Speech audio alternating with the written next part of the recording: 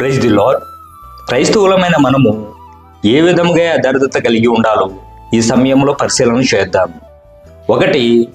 మాట్లాడుటలో యథార్థత కలిగి ఉండాలి. యెషయా గ్రంథము 33వ అధ్యాయము 15వ వచనము.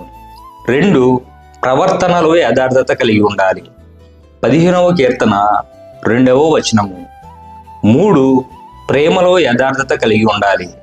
కొరింథీయులకు రాసిన 2వ పత్రిక 8వ అధ్యాయము 8వ వచనము. 4. భక్తిలో యథార్థత కలిగి ఉండాలి. ఎఫెసీయులకు రాసిన పత్రిక 4వ అధ్యాయము 24వ వచనము. 5. నడుచుకొనుటలో యథార్థత కలిగి ఉండాలి. 1 రాజుల గ్రంథము 15వ అధ్యాయము 4వ వచనం. 6. ఇచ్చుటలో యథార్థత కలిగి ఉండాలి. 1 దినవృత్తాంతముల గ్రంథము 29వ అధ్యాయం 17వ వచనము. 7. పని చేయుటలో యథార్థత కలిగి ఉండాలి. 2వ దినవృత్తాంతముల గ్రంథము 31వ అధ్యాయం 20వ వచనము. ఈ చిన్న సమాచారం మీకు ఉపయోగకరంగా ఉంటుందని భావిస్తున్నాను.